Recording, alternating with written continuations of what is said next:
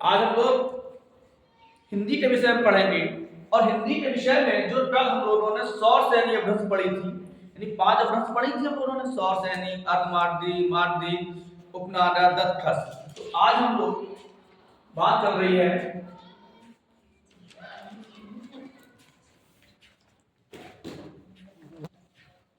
सौर सैनी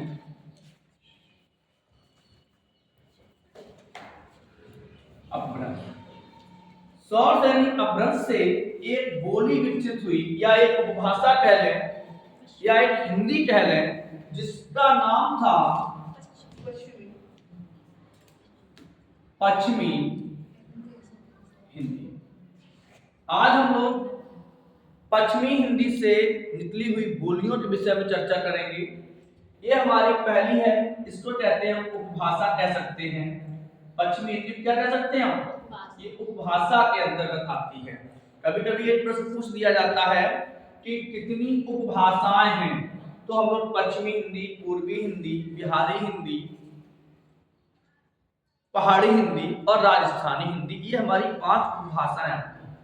अब पश्चिमी हिंदी से 5 बोलियां विकसित हुई। कितनी बोलियां विकसित हुई? 5 बोलियां। पहली बोली है हमारी बांडरू। पहली बोली कौन सी है? बांडरू। बांडरू हरियाणा के क्षेत्र की बोली है, जिसमें एक बहुत बड़ा चरागाह था और उसमें बांदर नाम की घास पाई जाती थी। तो वहां के जो चरवाहे बोली बोलते थे उसका नाम बांडरू पड़ा। आज इसको कहते हैं हम हरियाणवी। आज इसको क्या कहते हैं हम? हरियाणवी। थोड़ा चाय पीते चले। इसका जो क्षेत्र है, इसका क्षेत्र दिल्ली का कुछ भाग, सोनीपत, पानीपत, करनाल, इसके क्षेत्र में अगर हम बांडरू की बात करें तो हरियाणा में सोनीपत, पानीपत, मानेसर, दिल्ली का कुछ भाग हरियाणा से लगा हुआ, दिल्ली का कुछ भाग, तो ये बांडरू है। इसको वर्तमान में क्या कहते हैं? हरियाणवी। इसको वर्तमान में क्या कहेंगे? हरियाणवी। यदि हम इसमें साहित्य की बात करते हैं, साहित्य, तो बांडरू में साहित्य तो पाया जाता है, लेकिन लोक साहित्य पाया जाता है। कौन सा साहित्य पाया जाता है? लोक साहित्य वो साहित्य होता है जो लिपिबद्ध नहीं होता है। कैसा होता है? मौखिक होता है। लोक साहित्य कैसा है? हालांकि आप थोड़ा बहुत साहित्य लिखने लगा है, लेकिन वर्तमान समय में पहले इसमें केवल लोक साहित्य पाया जाता है। तो पश्चिमी हिंदी की पहली बोली है बांडरू, जिसे आज वर्तमान में हम हरियाणवी कहते हैं। इसके क्षेत्र में सोनीपत है, पानीपत है, मानेसर है, करनाल है आदि क्षेत्र हैं, और दिल्ली का कुछ भाग भी हमारे बांडरू के अंतर्गत आता है। अब दूसरी भाषा आती है या दूसरी बोली। इसकी 5 बोलियां हैं, तो दूसरी बोली है हमारी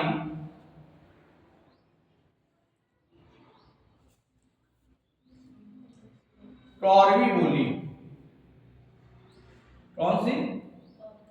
क्रौरवी बोली। कुरुक्षेत्र में होने के कारण इस बोली का नाम क्रौरवी पड़ा। वर्तमान में इस बोली को हम क्रौरवी बोली को हम क्या कहते हैं? खड़ी बोली। क्या कहेंगे इसको हम? खड़ी बोली। यदि इसके हम क्षेत्र की बात करें तो दिल्ली, मुरादाबाद, दिल्ली, मुरादाबाद और आपका गाजियाबाद, मेरठ,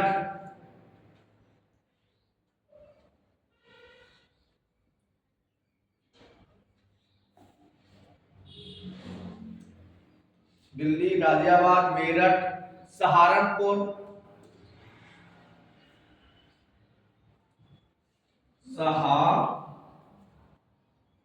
सहारनपुर, बिजनौर आदि। मुख्य रूप से यह दिल्ली, मुरादाबाद, गाजियाबाद, मेरठ, सहारनपुर, बिजनौर, इसके अलावा देहरादून के मैदानी भाग, देहरादून का मैदानी भाग इसका प्रमुख क्षेत्र है। किसका? टॉरवी बोली का। तो टॉरवी बोली को वर्तमान में किस नाम से जानते हैं? खड़ी बोली। इसका जो क्षेत्र है वो दिल्ली है, मुरादाबाद है, गाजियाबाद है, मेरठ है, सहारनपुर है, बिजनौर है तथा देहरादून का मैदानी भाग जो है वो टॉरवी बोली के अंतर्गत आता है। यदि हम टॉरवी बोली की साहित्य की बात करते हैं, टॉरवी बोली में जो साहित्य की बात करेंगे यदि हम साहित्य, तो इसमें दोनों प्रकार के साहित्य पाए जाते हैं, लोक साहित्य और दूसरा केवल साहित्य। यदि हम साहित्य की बात करते हैं तो खड़ी बोली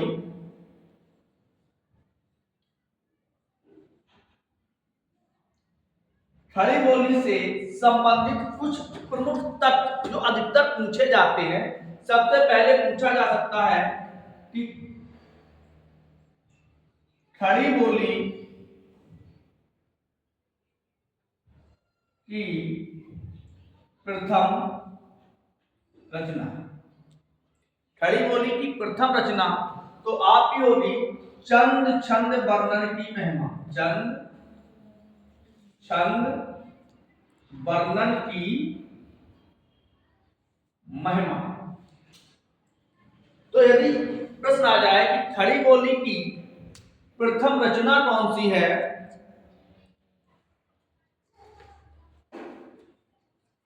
खड़ी बोली की प्रथम रचना कौन सी है, तो कौन सी है? चंद छंद वर्णन की महिमा। यह किसके द्वारा रचित थी? तो कवि दंड के द्वारा रचित थी। और कवि दंड कहाँ के थे? जिला इटावा के थे। कवि का जन्म स्थान कहाँ था? जिला इटावा था। दूसरी रचना के विषय में बात करते हैं, क्योंकि हमें केवल साहित्य के विषय में खड़ी बोली को सुनना है। तो अभी हमने बताया था खड़ी बोली की प्रथम रचना। आप प्रश्न देख लीजिए, खड़ी बोली गद्य की प्रथम रचना उपन्यास। विधा भी हम बताए दे रहे हैं। यदि प्रश्न आ जाए कि खड़ी बोली गद्य की प्रथम रचना जो लिखी गई वो थी गोरा बादल की कथा। गोरा बादल की कथा, और इसके लेखक थे जटमल। और गोरा बादल की जो कथा थी वो थी उपन्यास। तो एक प्रश्न यहां से भी बन जाता है कि हिंदी खड़ी बोली गद्य का प्रथम उपन्यास तो गोरा बादल की कथा। यदि हम कहानी की बात करें कि हिंदी खड़ी बोली में लिखी पहली कहानी तो आपकी होगी इंदुमती। कौन सी होगी? इंदुमती। लेखक किशोरी लाल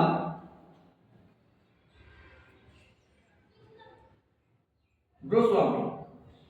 इसके लेखक कौन होंगे इंदुमती के? किशोरी लाल गोस्वामी। ये कहानी है हिंदी खड़ी बोली में लिखी गई पहली कहानी। कौन सी है? इंदुमती। यदि अब ध्यान से रखना, एक प्रश्न और आता है। हमने कहा कि हिंदी खड़ी बोली शब्द क्या लगा? खड़ी बोली। और यदि यही प्रश्न आ जाए कि हिंदी की पहली कहानी, तो फिर इंदुमती नहीं आएगी। ध्यान समझना, अगर हम पूछे कि हिंदी की पहली कहानी, तो वो अलग है। कौन सी होगी हिंदी की पहली कहानी? नहीं पता किसी को? आप कहते हैं मुझे भी पता नहीं है। ऐसे कैसे कहते हैं? क्यों? जब आप कह सकते हो। हाँ, तो आप तो पढ़ाते ही रहते हैं ना ये सब रानी केतकी की कहानी। रानी केतकी की कहानी, ये हिंदी की पहली कहानी है और इसके लेखक हैं इंसा अल्लाह खां। और बात हम किसकी कर रहे थे कि खड़ी बोली में लिखी गई पहली कहानी कौन सी थी? तो इंदुमती, लेखक किशोरीलाल गोस्वामी। हालांकि और देखिए, इसमें थोड़ा और देख लेते हैं साहित्य में जो रचनाएं जो बहुत महत्वपूर्ण है हिंदी खड़ी बोली में। खड़ी बोली में खड़ी बोली का प्रथम महा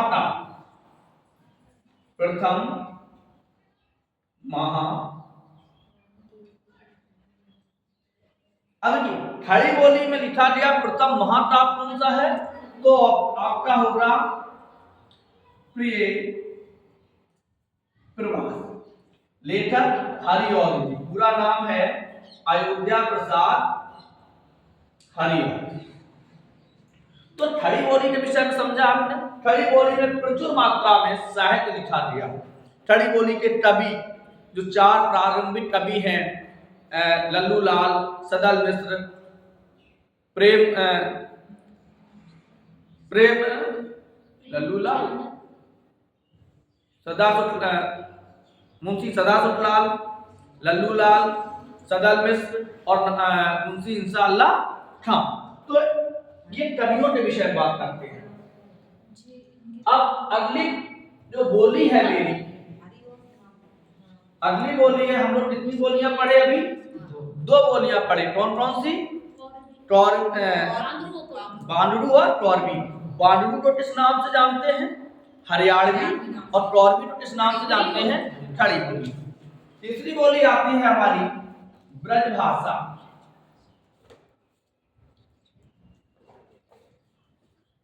ब्रजभाषा, इसका क्षेत्र में बता दूं, अलीगढ़ से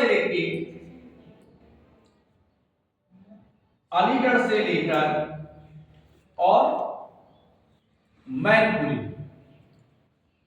अलीगढ़ से लेके मैनपुरी। अब देखेंगे अलीगढ़, बदायूं, मथुरा, फिरोजाबाद, सिकुहाबाद, मैनपुरी, जो ये बीच का क्षेत्र है, ये ब्रजभाषा है।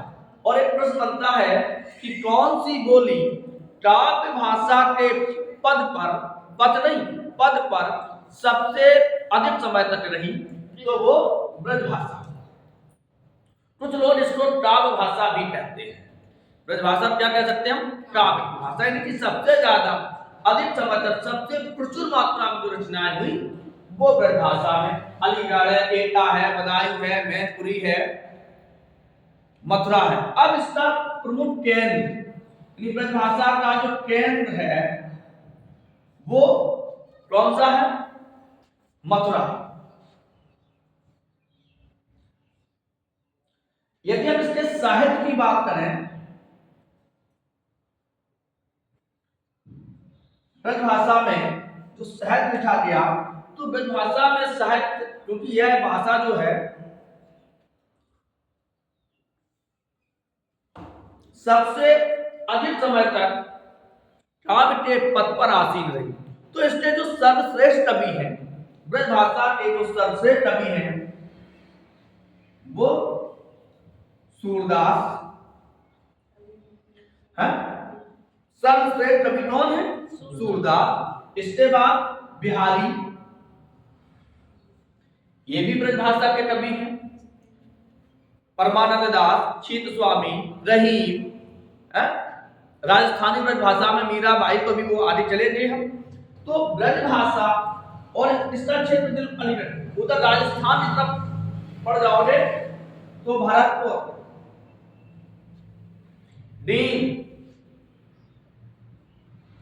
ये भी यानी मथुरा से जो राजस्थान की जितनी भी जिले या सीमा लगी होती हैं उसमें ब्रजभाषा का प्रयोग होता है और उसे कहते हैं राजस्थानी ब्रजभाषा। जैसे सूरदास चेतना सूरसागर, बिहारी चेतना बिहारी सब सही। तो काव्य के पद पर सबसे अधिक आसीन होने वाली रचना कौन सी है? ब्रजभाषा। इसका केंद्र कहाँ है? मथुरा।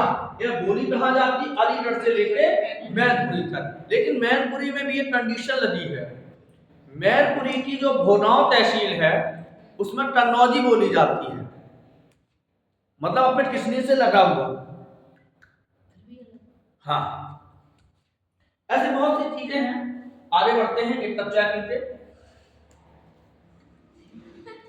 चाय बहुत जरूरी है, चाय है तो चाह नहीं, एक ही ढूंढ पीते। पश्चिमी हिंदी के बाद हम लोग कितनी बोलियां पढ़ी? तीन बोलियां। कौन कौन सी? इनके नाम हरियाणवी, खड़ी बोली और ब्रजभाषा। अगली बोली है हमारी कन्नौजी बोली। कौन सी? कन्नौजी बोली। इसमें यदि हम इसके क्षेत्र की बात करें, कन्नौजी के यदि क्षेत्र की बात करें तो देखो इटावा, औरैया, पीलीभीत, हरदोई, कानपुर देहात आदि का क्षेत्र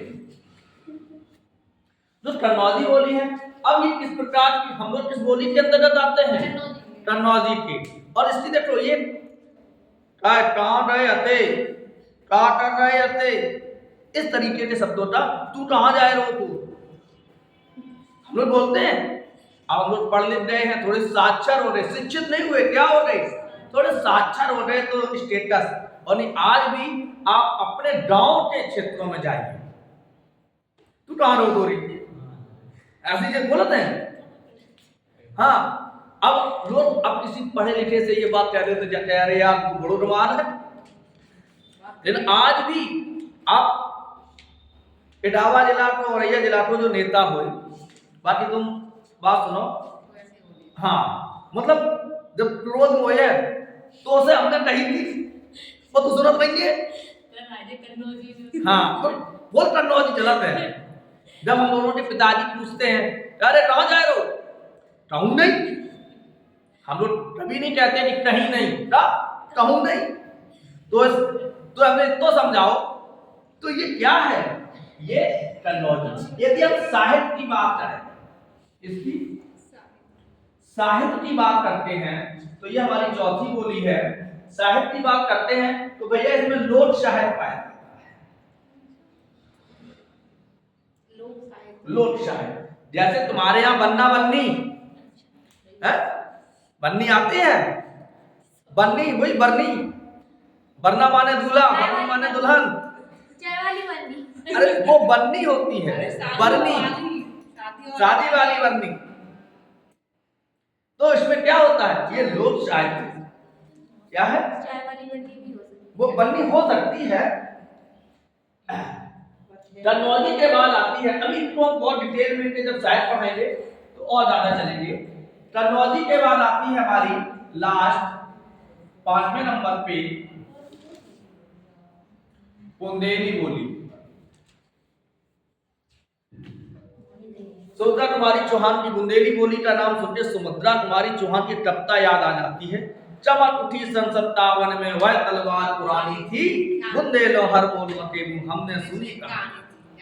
खूब लड़ी मर्दानी वह तो झांसी वाली, वीर से पुरुष इनकी दाता छोड़ चले हम झांसी के मैदानों में, जहां खड़ी थी लक्ष्मीबाई मर्द बनी मर्दाना।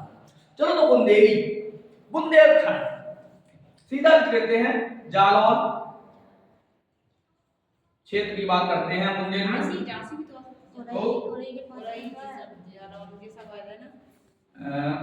इसका क्षेत्र सॉरी क्षेत्र में जालौन, उरई,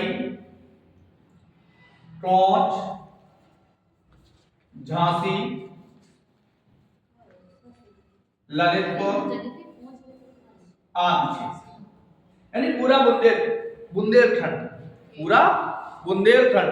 और वहां देखो तुमसे जारी है बिटिया, मौड़ी, मौड़ा, डुम्मा, है तो उसे कहते हैं। और सबसे प्यारी बोली है बुंदेली।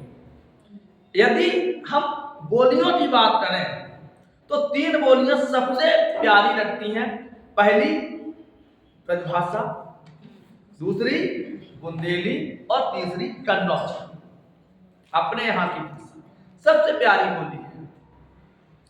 लड़ाई में भी मतलब आदमी डारी दिए तो प्यार के डार, ये समझ लीजिए। हाँ, मुस्तियात जे डारी दीजिए, मुस्तियात जे डारी दीजिए, तो ये हाँ प्रेम की लड़ाई होती है। फीटी पैनी की लगे कहिए समय विचार, और सबको मन हर्षित करे ज्यों विवाह बेटा। अब कन्नौजी में तो लोग डाली सुनने के पैसे देते हैं। खाना खा रहे हैं, पूरी आ रही है तो एक डाली आती है। हाँ, शादियों में जैवे सकल सजन ज्यों नार की डाली देवे अमृत नहीं, तो वो डाली आती है। नहीं, वो डाली नहीं है, वो डारी है, मजाक करते हैं, वो मजाक है। तो इसका ये क्षेत्र है। यदि हम साहित्य की बात करें, इसमें साहित्य की बात करेंगे तो जैसे साहित्य में क्या होगा कि इसमें दोनों प्रकार के साहित्य पाए जाते हैं, लोक साहित्य और साहित्य।